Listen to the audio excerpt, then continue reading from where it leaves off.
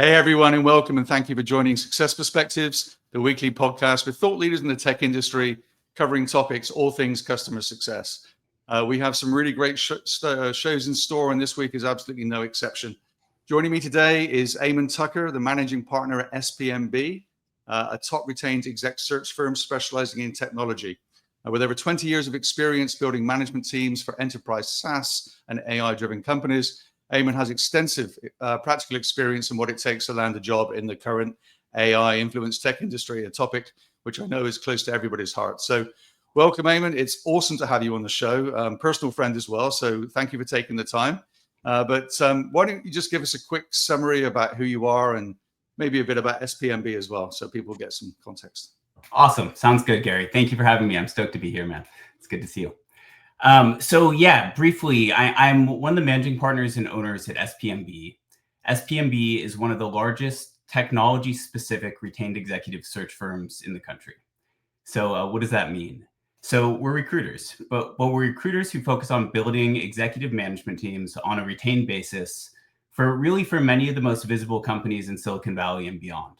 The firm was built around Silicon Valley. We have clients all over the world, at the moment. So we will do somewhere in the ballpark of 250 retained searches this year across the executive suite. So we cover quite a bit of ground. I have been here, as you mentioned, for over 20 years, which is wild, but a long time. I've seen a lot. My day job is I really oversee and I spend most of my time running a big portion of our go-to-market practice, but with a real focus on running our marketing practice. Although I do all sorts of other things as well. So over the course of the years, I've touched every job across the executive suite. I still spend a lot of time around customer success, business development, but I've done finance searches, engineering searches, you name it, all at the executive level. I tend to spend a bit more of my time around the venture capital world. Very fortunate, it's the big household name kind of venture firms that we tend to work with. But our clients range from Fortune 10 companies to high profile, newly funded Series A and B companies. That's fantastic. And, it's interesting because when I've spoken to a few people recently, I don't think everybody really understands what exec search is about. It sounds really obvious by the title, but I think there's a couple of things. First of all, you mentioned retained. Also, I often hear people say, I've got a recruiter. And they may have worked with that recruiter before, but I think sometimes people don't always understand the relationship between the exec search firm and your clients and how all that works. Can you maybe, for the benefit of context, explain a bit about how that works? Yeah, I'd be happy to. So you noticed that I mentioned retain multiple times in introducing the firm because it's a big delineation within our industry. So what retained means is I'm hired by a company on a retained basis. I'm not comped based on placements. I'm really hired like a consultant to go and run a very specific project. It tends to be things that are a bit bespoke or kind of critical sorts of hires where we're going and we're looking for a very specific person to do a very specific job. So I'm working really on the behalf of the company that hires me. Now, relationships in the candidate world are incredibly important. Like, it's a small valley, it's a small world. So, we're thinking about that a ton, but there's no question that like my job is to act in the best interest of the hiring company. Yeah, absolutely. And so, you talk about some of the clients you work for. Can you maybe give kind of are they all in the Bay Area? You mentioned like international, but yeah, how does that normally work? So we have clients all over the world. Like, much of this grew out of Silicon Valley. So we really built the firm around Silicon Valley. And if you go back far enough, this is a long time ago. The guy who founded our firm originally placed John Chambers and John Mortgage at Cisco. It's like, really? Forever, but like when they were just little private companies. And same thing for NetApp back in the day. And lots of these companies, it just became kind of the core of the valley. Yeah. Almost all of the companies that have reached a lot of success, coming out of the venture ecosystem, we've had the opportunity to touch at some point kind of along their way. And some it's one search, and sometimes we really got to build a lot of the management teams. But many of those household name sorts of companies. Yeah, so it's two things that stand out to me from what you just said. The first is you must have a pretty impressive Rolodex. You're going to get to know a lot of people over that time, and obviously people move roles, change jobs, and as you say, whether you're acting on the candidate's behalf or you've got or the companies, you clearly know a lot of people. But the other thing is there's been an awful lot of change in technology. You think back 20 years ago, what the technology industry was like. It was very different. I've been fortunate enough over the years to have many friends actually in the recruitment space, and I've seen that market kind of ebb and flow. How would you describe where we are now compared to 20 years ago? I mean, that's a pretty big statement. Yeah, but it's wild. No, totally. But it's just so different, isn't it? It's like just phenomenally different. I'll date myself a little bit, and I'm probably a little bit older than I look. But when I joined here, it was 22 years ago or somewhere in that ballpark. I came in initially to it was just a small firm. There were 8 of us, and there may be 75 of us now. But the goal originally was like, how do we do research in a world where Google is coming online? But it wasn't online, right? It was really different. Like everything was pen and paper, and it's changed a lot. Like all sorts of different. I remember when Zoom Info launched initially, and it was a totally different product. It was just a web scraper, if you remember, and it was like. It was linking names and titles with contact information with some level of like reliability, not a ton of reliability, but some level of reliability. And it was like mind blowing. It was an amazing product for us. And so that was kind of step one. And those products got bigger and better. And then LinkedIn came online, and that changed everything. So all of a sudden, like this idea of like how you understand where people are and what they're doing, it's kind of off the table. It's became kind of table stakes over the course of time with LinkedIn. It became much more about the I think they really fundamentally changed the recruiting landscape. We're going to, I think, touch on LinkedIn a bit more in a moment, because I think for everybody that's a pretty important and obvious way or thing that people need to think about. Obviously, part of this talk is about AI. You obviously saw, 23 years ago, this incredible growth through, I don't know if you can call it the .com bubble at that point, but you saw these shifts, quite material shifts about what people were looking for, then they weren't looking for. I think AI, in my observation, seems to be having a very similar, but maybe in a different way, impact on certainly technology companies. And I'm no doubt over time it's going to have an impact across many other companies and industries as well. How are you seeing things kind of play out there? What's some of the things that are different as a result of AI?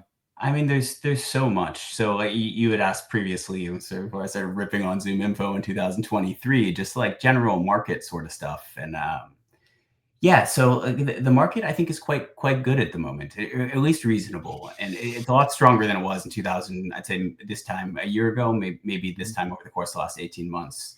I'll come back around to the AI sort of piece, but we saw this wild run up in 2020 and 21. It was just, bananas, right? It was just bananas. And then that kind of fell apart a little bit, and then it got, pretty slow, and there's just less going on. I think there's less investment. There's certainly less liquidity. There was just less going on. Most of the busyness that's going on right now and just the repick of the market, I think in some way ties to AI. So AI shows up in a lot of different ways. Just the amount of young companies that are getting funded again, that are focused on AI solutions, and that's like I think one of the big macros that's just driving. I think some resurgence around tech maybe, which is awesome. And then AI shows up in the how it's infecting the way that we actually do our jobs, and lots of different directions we could go in there. So I mean, to that point, where are you seeing? I mean, obviously, you mentioned a number of different functions. Where are you seeing kind of AI play? Is it across all of them? Is it in one more than other? Obviously, my domain is customer success and customer experience. And there's been a massive shift there, whether it's in support. Next week, we've got some guests speaking about how support is being disrupted and the end of support tickets. So if you haven't subscribed to that, people watching this, then I would suggest you do so. But, there just seems to be what I've seen in these pockets. And I'm just wondering how that's changing the types of things you're looking for, maybe, or companies are looking for in terms of candidates. How is that playing out? So I think I think it's popping up everywhere, and I would assume the places that I haven't spent time in, like directly, it's popping up there as well. Even in my world, like how are you using AI from a recruiting perspective, a candidate identification perspective? That's really coming.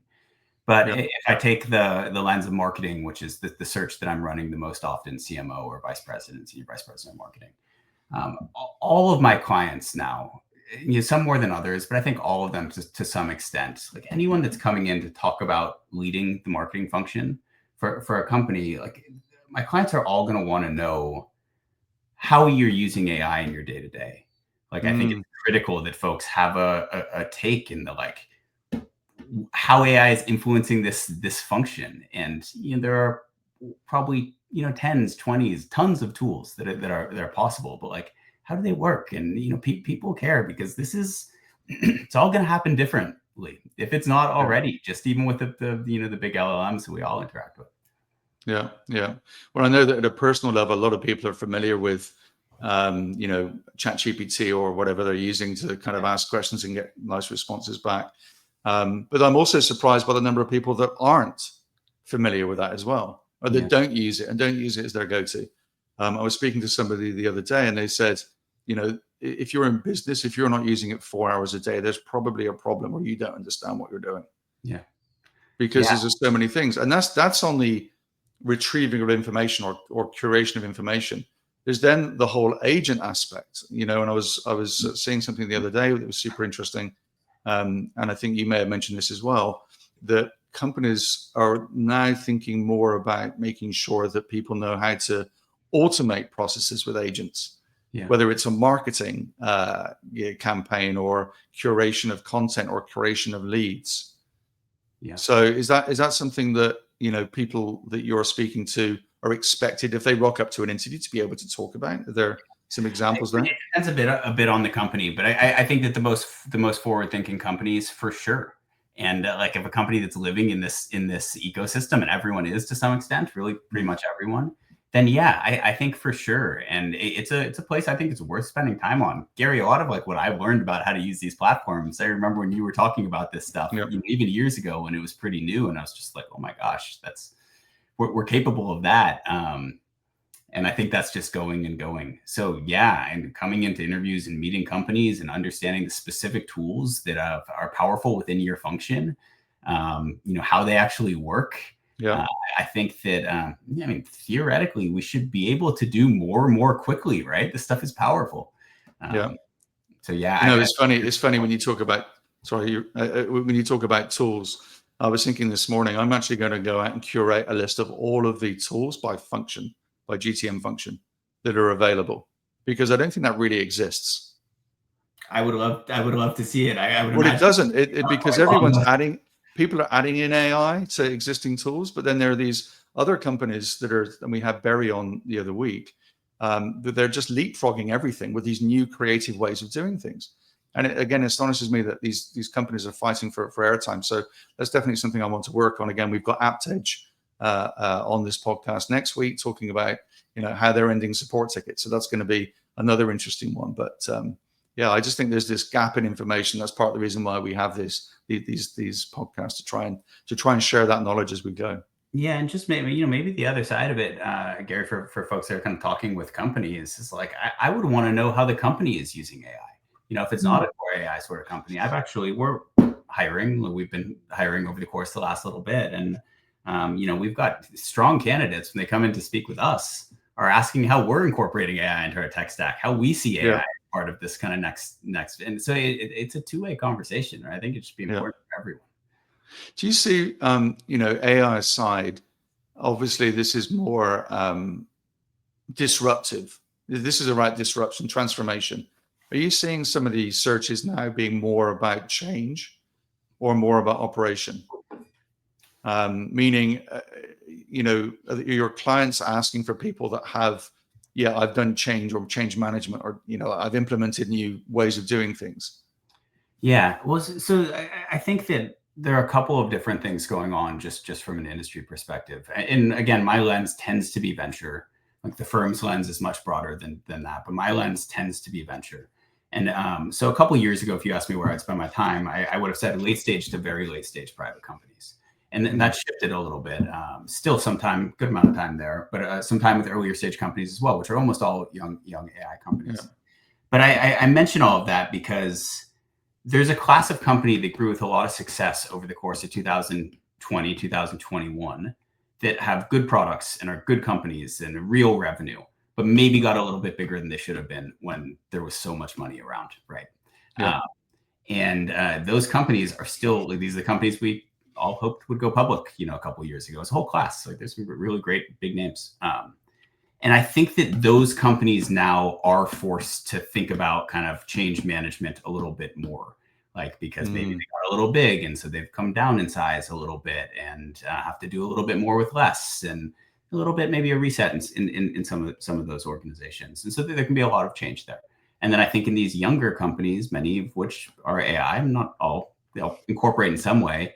I think it's less the change manager and more just the growth. And you and I talked about this a little bit, Gary, but I've been thinking about it a lot. I think it's an interesting thing that I'm seeing around this market that I haven't seen, I don't think, anywhere else. And there's a bit of a delta right now with some of these younger companies between the revenue maturity of the organization and the operational maturity of the organization. And in this case right now, in many of the younger growing companies, revenue has reached a quite real scale, tens of billions, if not beyond. But these AI related products have sold themselves in some cases, or there's so much market need or whatever it is.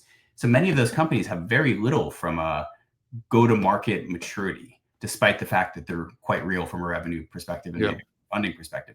Complete antithesis of what 2020, 2021 was, where we had so many companies with a ton of funding and a ton of people and very little revenue. And it just it's a shift that I think is affecting people coming into these jobs and how these companies grow. Yeah, it's interesting. So I mean, obviously, you spent some time talking to both your clients and obviously the candidates. One of the things that kind of stands out for me, and I'm just curious if there's been this shift as well, and there's something that we can learn from this, where do candidates kind of typically fall down in the process? So is there something that they should be doing that they're not? Because I mean, obviously you've been in this role for 23 years, so you wouldn't have experienced this, but we were joking that, what seems like often a standard email from a recruiter, not in all cases, and I'm sure SPMB is different, but you'll get like a response of, the company's decided to go a different direction, or your skills were great, but we've decided to pause hiring. And you never really know what's underneath all of those decisions or the real message. Easy to read between the lines sometimes, but can you give maybe kind of a summary of where you see nowadays candidates falling down, and if that's maybe changed over time? What's the thing that? And there are a lot of places we can go. So steer me if I take us off into some sort of tangent. So the first piece is like these emails that come from recruiters and from internal recruiters. And I joke around sometimes, especially within kind of personal friends, that like I can be helpful sometimes just as a translator, like of recruiter talk, what these things actually mean. So like these searches are competitive, right? Like the worlds that we're spending time in right now, I do think they're more competitive than they were a couple of years ago. I think that there is the companies that have been funded over the course of the last couple of years are good companies. Like they made it through a very difficult process to raise funding, and the expectations of the folks that are going to come in these roles and these hires are high. Right? One of my clients said the other day, we're trying to hire the 1% of talent, and so that it's just naturally it's going to be a competitive process. So sometimes folks can be really, really well qualified for a job, and there's just someone that's a bit better qualified for whatever reason, or a better fit, and that's stuff that people can't maybe influence all that much, and that's where you might get just the kind of cryptic, they're like, hey, we're going to go in another direction, we appreciate you, thank you for the time, sort of thing. And that's usually genuine. Like it's just that there's someone else out there that's a better fit. In terms of stuff that people can control, I think we talked about this a little bit, Gary, being intentional through these processes, and focusing your time on places and speaking with companies where it makes sense, right? Like where you've done something that ties to, what they're trying to do. And that seems like it should be table stakes, but it's not. I think folks are often like, I want to move into a totally different industry. And Yeah. I get that, but like those are harder things to do. We talked a little bit about the narrative of people's backgrounds, Yeah. and we could get into that a little bit. Just the like really being able to articulate like the hows and whys of what of your movement through your career. Yeah. Yeah. Yeah. I think as it pertains to that, and I remember, I think I saw another podcast or some LinkedIn post that I think super important in the way that they articulated this. When you're in your job, whatever profession or role that you were doing prior to not having a job, or even if you are in a job and you're looking to change, when you think about work, you need to put this, or looking for a job, you need to put the same level of effort, rigor, and control in place. Meaning, you can't just leave things to chance. You can't just, you're trying to build a pipeline of opportunities. You need to do research. If you, whatever role you were in, were going to meet a client, you get to learn about that client before you actually met them. All Yeah. these things are absolutely true when it comes to recruiting. When it comes to like a job search. And I'm always amazed when I talk to various people that they're not always thinking of it the same way. Yeah. And it goes back in some respects to, well, I've given the recruiter my resume. Yeah. And I find that interesting as well. It's like awareness is important, but ownership from the candidate is also critically important. Yeah, totally. And we joked about this. We can spend more time, and like the resume may not even be seen like in all of these scenarios. Yeah. If you have LinkedIn, which we can come back to, but yeah, like, and ChatGPT is a really powerful tool here again. Like you can understand through ChatGPT the general go-to-market process for a company that you're speaking with, average deal size, how many sellers they have, like all of these things that when I say like, it's mapping that stuff into your past experiences in a specific way or being prepared to do that. If the company is a velocity go to market that's, leveraging a kind of PLG model and then some sort of velocity sales on top of it, like was your last company, even if it's a different product, was it selling the same general way? Were there parallels in the buyers? Like you've got to understand this stuff and be able to articulate it. First conversations are often 30 minutes. So like hey, how are you? And then, it's only a couple of minutes to like really make this make sense for both sides, right? Everyone's selling. Yeah, it's interesting. I use this when meeting clients or meeting anyone that I don't know. And this is a really solid tip back to your ChatGPT. Driving to a meeting or whatever, just opening up your phone and using that in terms of talking to the AI in a conversational tone. Yeah. And just say, hey, can you tell me about this company? Who are their competitors? It's like having a live podcast, an interactive podcast with the customer you're about to meet. And that's just so powerful. I mean, you think about that; it's just insane that you can do that type of thing. But again, a lot of people, I don't always think, use that as a tool for kind of teaching themselves. So even if you're on walking your dog, and we were just talking about that a moment ago, but you can just talk to your phone and have a conversation and learn things as you go about that industry or that company, and it can be customized to the things you don't know and you want to drill into, which is again all about preparation. Yeah, and those few, like at least those few things around like if it's a private company, understanding the funding history, if it's a public company, general ballpark of revenue, general path to market, like how they sell, core competitors, how they're different. ChatGPT will give you all of that in minutes, and it'll make nice lists and make it kind of pretty and digestible if you're reading it, or you can talk through it. But that stuff is table stakes. I think understanding the backgrounds of the folks you're meeting with, like where were they prior to, like where did they grow up?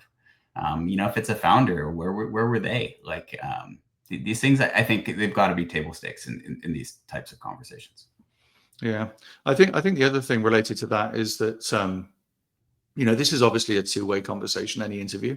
Yeah, and it's something that I'll be honest, I've learned over the years. When you're interviewing with somebody, it's not just the questions you ask, it's the quality of the question. It's not the questions that the other person's asking. It's the quality of the questions that you ask that really matter. Because it's your opportunity to make sure it's a right fit for you. You don't want to end up somewhere that it's not. And, I've not done well in the past in that regard, and I do my best every day to get better. Yeah, so do you have any advice like for candidates as they go into, maybe even any stories you have around that kind of interaction? Like, you got the first call with a client, the candidate's a client, doesn't go well, you get feedback. Is there anything around that kind of springs to mind that? I mean, I can't count how many times along the lines of what you're saying, I've gotten feedback from clients that like, they didn't have any questions for me. And like, it happens all the time. Like in the, you do the general, like, hey, I'm so-and-so, and you talk a little bit, and then the client maybe gives you a little bit of spiel, or my client a little bit of what the business does and what the technology does. And you walk through your background a little bit, and there's 6 minutes left in the scheduled conversation. And the person says, they're like, hey, do you have any questions for me? And like, not really is a terrible answer. But it really, there's really a fair amount of that. So yeah, I mean, prepared questions are really detailed around, whatever it is, all of these things we've been riffing through. It's good questions are really, really important. Yeah, I think it shows how much interest you have and how much time you're prepared to put into research ahead of time. That's your one moment. And I think, when I've interviewed people in the past, if people don't have questions for me, I'll immediately draw the conclusion, and perhaps incorrectly, that they don't care this much about the role. Yeah. Or even they've not done their research. Yeah. Or worse, that they don't understand it. Like that they don't understand what the business does, or or maybe to your point, like don't care to. It's it's really, I think really, really very important. Yeah, I know it's tough out there. I mean, again, to your point, I think with AI disrupting things as much as they are, and there's a lot of people out of work at this moment, I think for people, and maybe this comes back to the point I made earlier, you need a system in place. Yeah, you need to think about this as your job of getting a job. And so making sure that you've done your research on the clients, making sure that you're prepared for the interviews, making sure that you have a really good set of questions that you may need to pivot if they answer those in the course of the conversation. You need backup questions. You need to have enough information in your head about that client that you actually show that you care. Because remember, they're trying to hire people that care about their company. And if you don't have that, then that's always going to put you on a bit of a back foot. Yeah, I think so. You've only got to look on LinkedIn, and maybe we'll come to this again in a moment when we talk about LinkedIn, but there's an awful lot of, I see it now, it's like a job gets posted and it says like 3 minutes later, there's over 100 applicants. Yeah. And everyone's seen it. It's like, it's insane. Yeah. And so, I don't know how, maybe this is the point to kind of start thinking about LinkedIn, but how companies screen through that exercise. Yeah. And I'll be honest, with all my years, I've tended to end up with resumes, which I look at, or LinkedIn profiles that I'll go through. And as a hiring manager, I'll be making a decision there, and I might have a few. I might have somebody screening them prior based on a simple checklist. But I feel that's got a lot more sophisticated over the years. I feel there's a lot more automation around that may just immediately disqualify you. Yeah. So, as candidates kind of like don't get past the first hurdle, what are the things that they could do to better position themselves? Maybe you could touch on that. Yeah, no, I'd be happy to. So I don't have a ton of perspective into what's going on with the technology systems that are sifting through these backgrounds. But I know that if it's a big company like a LinkedIn, or like a LinkedIn corporate, that's posting a, vice president level job, there's going to be a lot of inbound. And I have to assume that an algorithm is sorting through kind of who they spend time with and who they don't. So I think the game, there are two paths, right? One is like how you get past that algorithm, and I don't know that I've got a great perspective on that. The other is just how you get around it in the first place. And I think that's it's really leveraging your network. And I just think that it's really super, super critical. It's if there's a company that you're interested in that has a job posting, like, who do you know at that company? Like, reach out to those folks, tell them you're interested. Do you ask if they'll spend a couple minutes with you? Like, it's amazing to me all the time just how willing people are to help and have those conversations. And that's that's that's basically the go around for the algorithm, I think. But even if it's not a listed job, like if there are company, like if you're looking and thinking about what you want to do next, like I would be hyper intentional. Like, what are the companies that you think map into your background? What are the companies that you're excited about? Even if there's nothing listed there, like using your network proactively to get in front of those companies, just to build some light relationships. I think that stuff is critical, and I think it really works. Yeah, well, I think it's more critical than ever, given, again, we've seen and we discussed in previous podcasts that the customer success space, certainly in the CSM world, and support has been considerably disrupted, and I anticipate it's going to be even more so over the years. So, as you say, leverage of networks, building that portfolio or list of companies that you think are a good fit, you've got a good story for, and building your network. I don't know that people work on their networks enough. And again, networks are not something that you should only activate when you need something. They need to be something that you cultivate, like anything that's going to be of value to you. So definitely an important aspect. Well, let's. It's just on that piece, briefly, like you can reach out to people blindly. Like if it's a thoughtful note that isn't a form note, people will respond to that. So if, again, you're interested in LinkedIn and you're a senior director of marketing and there's a VP marketing role, and like pinging the folks around them, just like who you are, maybe you've got mutual connections, that stuff matters, and people will respond. Like LinkedIn is so powerful. It's wild. Like that. It is so powerful. And I think I don't think enough people really understand how to use it well, use it effectively. There's some incredible tools, and again, if you're not on premium, I think it's probably quite limiting. I don't know. I'm a premium member, but in addition to that, there's obviously LinkedIn Recruiter. You have an access, and I've seen LinkedIn Recruiter, an incredible amount of information. Most people don't necessarily get access to that, but you can, even as a premium member, work out your network. You can identify people that you want. You can search roles up that may be adjacent to the role that you're looking for, or maybe someone senior to the role that you may be aiming for, and working out how to kind of, as you say, communicate in advance and build that relationship and manage that relationship through your CRM. It's interesting. I used to say to things like sales kickoffs, I'd get up and say, okay, if you're in customer success, please stand up. And, typically my team that would report through me would stand up and everyone would clap. And I'd say, if you're in customer success, please stand up. And of course, everybody would eventually get the message that everybody's in customer success. But the same is true of sales. Everybody's in sales. And I think this doesn't come naturally to people in post-sales always. You need to be selling yourself. You need to build your brand. You need to be connecting. You need to be reaching out to people, not only when you need something, but to help them.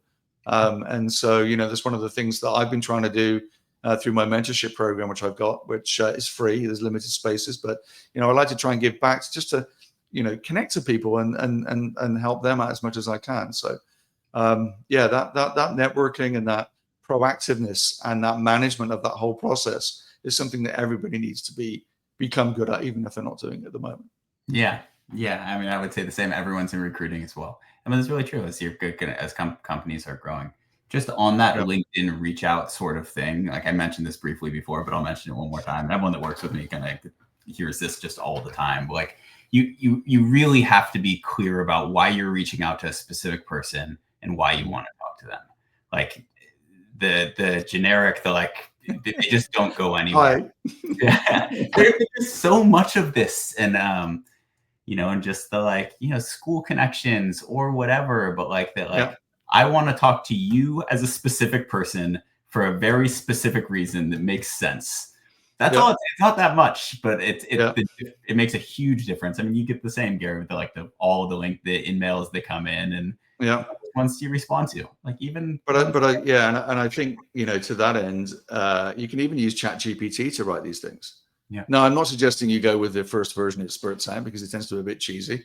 But it'll at least prompt you to think about, actually, maybe that's a good thing to include or something else.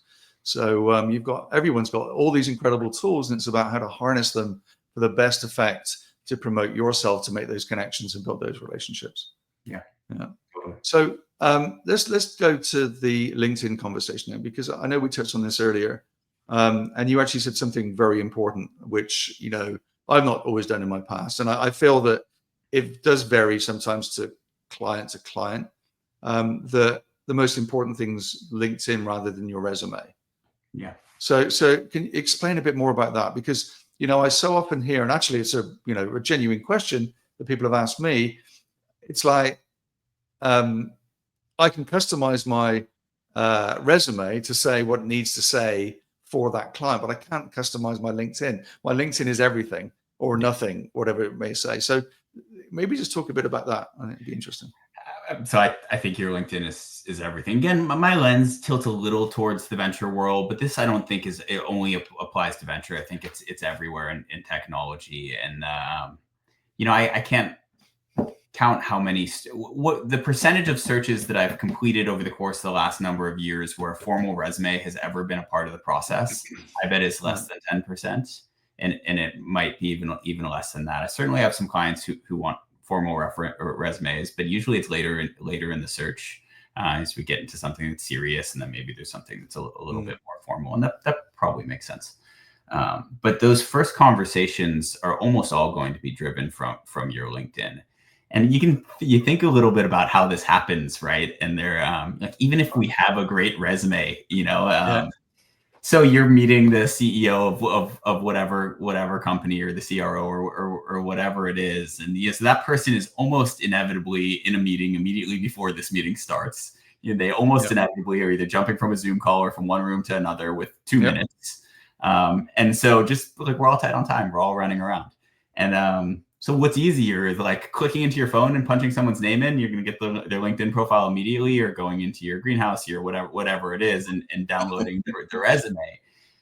Maybe in a perfect scenario, someone has help and the resume is sitting there as they walk into a room. Like, those days aren't, certainly not in the growing startups. And so people just default to LinkedIn. It's just easier, and it's everywhere. So yeah, it's really the most important thing. For sure. And I don't see we talk more about just the structure of LinkedIn and what should go there and what shouldn't. People have different opinions. But I don't think that the level of detail on a LinkedIn needs to be significantly less than a resume. Maybe a little bit. Maybe there's some stuff that you just can't talk about, specific revenue numbers or whatever that is. But I would be building out the LinkedIn.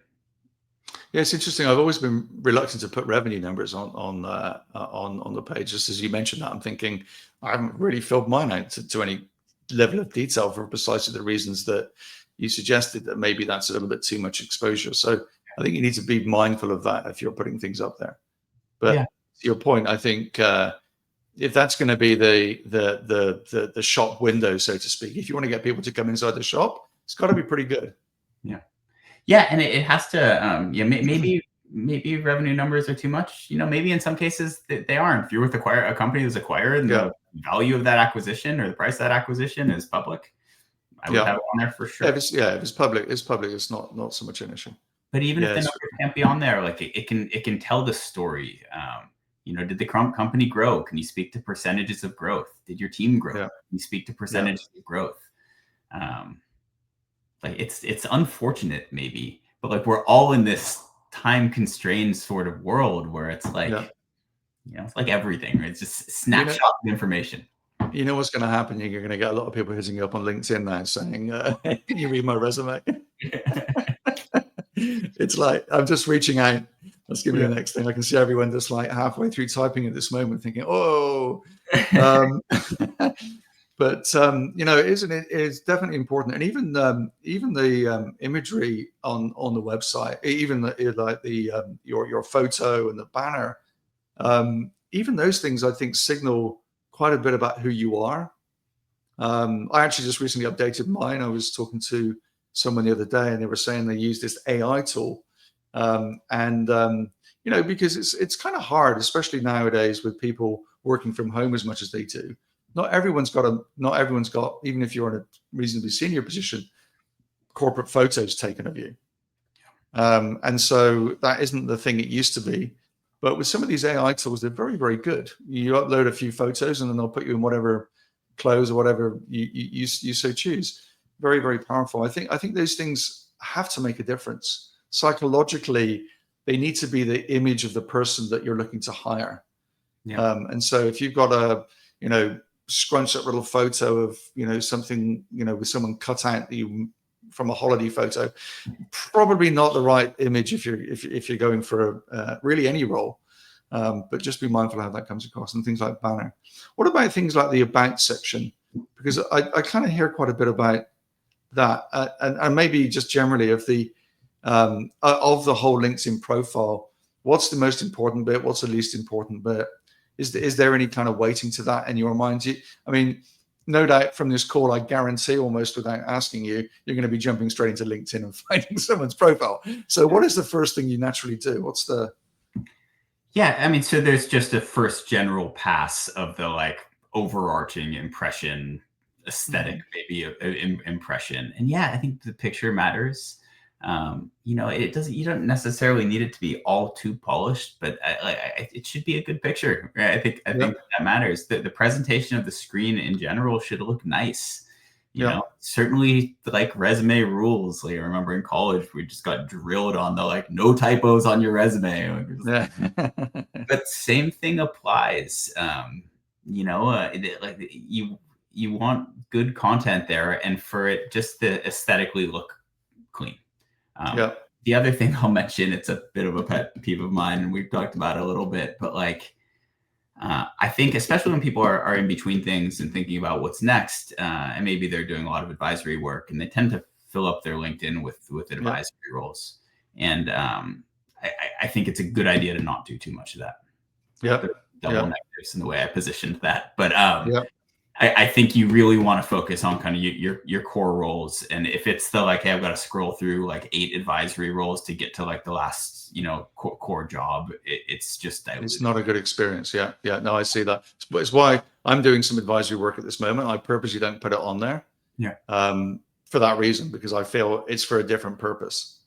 No, it's a good point. Yeah, I do see on some people's LinkedIn that they do put a lot of things that are interesting to them, but maybe not the most attention grabbing for somebody that's hiring. So, it might be on the PTA board or whatever like that, which is an important thing to make people aware of. But if that's the thing that now sits at the top of your LinkedIn profile, it's not necessarily, if you're going to be a CMO or a CRO somewhere, the thing that people are going to be most excited about.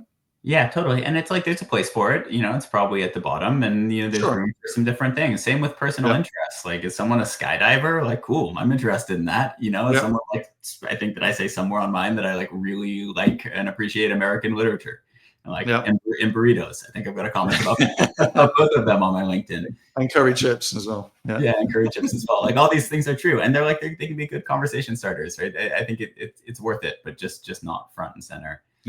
On the about me thing, and I think if there's something that's maybe non-intuitive about your background, like that's a good place to maybe get into it a little bit. If you grew up in a function, then move to a totally different function, like, explaining a little bit of that without too many words. Maybe that's a good spot. And is there something you think really helps people stand out specifically? I think it's just a combination of these things. And if there are wins, if there are definable wins in your background, making them jump as much as possible. Were you with the company that had a lot of success? Like, tell that story a little bit. Like, that's what my guess is, that what the algorithms are sifting, that's what they're sifting for, the definable sorts of wins. And then there's, I know that I mentioned LinkedIn Recruiter earlier. Obviously in LinkedIn, you can set up skills and things that you're good at. How does all that play in? Is that just like a nice to have that some people set up? Or does it really make no difference at all when you're, because, I've used LinkedIn Recruiter before, and suddenly I'll punch a few words in, I get like, oh, you now have 1,000 results. Is that pulling from the fields that people are populating? Do you know that? Do you know if that's the source, or is it just the plain text within LinkedIn? I would guess that it's both, but I don't know for sure. So we talked about like the algorithm component of this, and then the the kind of personal network component. And I really have a little less visibility into the algorithm component, but I would imagine it's just keywords like Google. And so it probably is worth some of that stuff in different places. For the recruiter that's reading through the resume, I don't think it gets weighted a lot, unless that thing is like, you've got a degree in literature, but you are actually a really strong programmer. Like that's something that should come through there. Yeah, makes sense. Cool. So in terms of where you think the market's going, I mean, obviously a lot of things happening in the industry at this moment and in the economy. You're pretty bullish for the future. You think things are still going to be on a trajectory of... Yeah, I mean, I am. I paused for a second because the last couple of days haven't been really great from just an overall kind of stock market. I think it's okay again now. I think it's fixed, but yeah. Yeah, good. But yeah, I mean, in general, I feel pretty good about the market in 2025. I don't think that it's going to be 2020 or 2021, and maybe it shouldn't be. Like that was, a little bit crazy. So I often think, like, if you take those couple years out, are we back to about normal in terms of activity? And it feels like that to me. And I do think that there's just a lot more coming, not just in the core AI companies, but the things that they drive. Like how AI is changing the way that people consume software, more consumption models, like the companies that tie to that, like all of these things that come around the outside of it, I think are just coming online. Security as it relates to AI, like there are a million. So I'm pretty excited about all of that. It'd be nice to see some liquidity and a couple of visible IPOs. I think would be good for everyone. That would definitely be a good sign. I think obviously the CPI report that came out, which was positive in a good way today, I think it's going to help hopefully cause the Fed to reduce rates later this year. So all those things should help. So let's hope that momentum continues. I think it's I think with AI and everything else, it's going to be a change. So I just see if there's any questions from the audience. I know we're approximating time. Let me just check. I didn't see anything. There were some comments did come in. Actually, Deanna posted one earlier. We'd love to see which roles. I think this is relating to AI earlier. So Deanna, I don't know if you want to kind of add any clarification on that, but I think this is related to the question or the discussion we were having earlier around AI. Yeah. So which roles and how they might leverage on that list. We'll let Deanna come back to that in a minute. She just actually posted another question. Okay. Which was, what's your opinion on certifications on a LinkedIn profile? I don't think I really understand them, to be honest. I don't think that they carry a ton of weight in my world. But I could be wrong there. I don't know. You don't filter on those, and you don't go, this person's got a certification. You look more at their career history as opposed to. Yeah, I think that's right. Yeah, I'm looking much more at what are the companies they were at? How do those companies tie into the needs of my clients and what they do from a technology perspective? Cool. Yeah. Can't hurt. Interesting. Can't hurt. Yeah. Well, I mean, any evidence that you care passionately about what you do, and you've got a track record of doing that, and you follow up in your own time with any education and study, can only be a good thing. Totally. It's not going to detract. I just to your point, I don't think necessarily something I've ever looked at in the past. And look, to your point earlier, you've kind of got what you've got. You can't change the last 5, 10, 20 years of your career.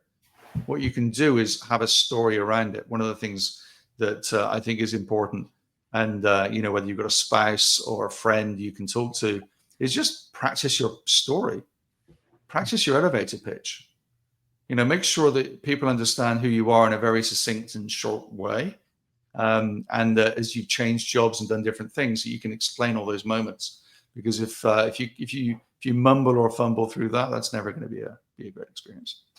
Yeah, I think that's right, Gary. We were talking about that before a bit, and just like there's a narrative behind everyone's background, and it's kind of wild that we take this 20 years of experience and bubble it into anything that's a sheet of paper or a 20-minute conversation. Or so being crisp on like how you articulate that narrative. Like I love if there's hey, I was pulled through those 3 roles early in my career. I was pulled through them in different companies by the same hiring manager. They've recruited me from company to company. like that's really, really relevant part of your narrative. Like, I think Exactly. it's a great thing to make clear. Like, come on LinkedIn, or certainly how you tell your story. Yeah, that's great. Well, I know we're almost at time. Is there anything you want to leave the audience with, Eamonn? Any last tips or thoughts that you might want to share? If we're thinking about the lens specifically of the like where, like, how to go about it when thinking about what that next move is, I think that I come back to the same general thing over and over again, which is to be intentional. And I think if when we talked to Gary a bit about all the different, like, the ways you can use HubSpot personally to track kind of a job search, and the job search is kind of a job. But really, I think if you're in the, like, I'm spending most of my time responding to listed jobs, I can imagine that would be quite frustrating.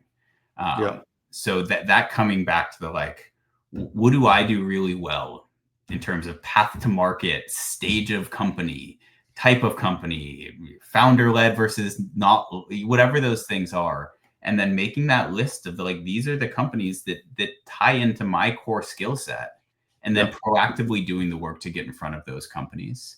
You can do both, right? But I think that's being intentional in that way and leveraging your network. I think are the things that I think about the most. Yeah, definitely. Good talking points. Well, Eamonn, I want to thank you for today. Appreciate you coming on. I don't think we've got any more questions, so we'll wrap it up here. But very valuable perspective, I think, on the job market and the job industry and what people can do to better further their careers. So thank you. Appreciate your time today. Next week, we've got Akrit Prasad and Bobby Napitonia, who are going to share their vision for the end of the support ticket. So if you haven't subscribed, I'd urge you to go to ccoadvisor.com and register, because you won't want to miss that. And finally, I'm grateful for all of your time today. And if you found this useful or not, I'd love to hear from you. So please drop me a note. Thank you. Be safe and enjoy the rest of your day. Thank you again, Eamonn. I appreciate you. Gary. Yeah. Great to see you.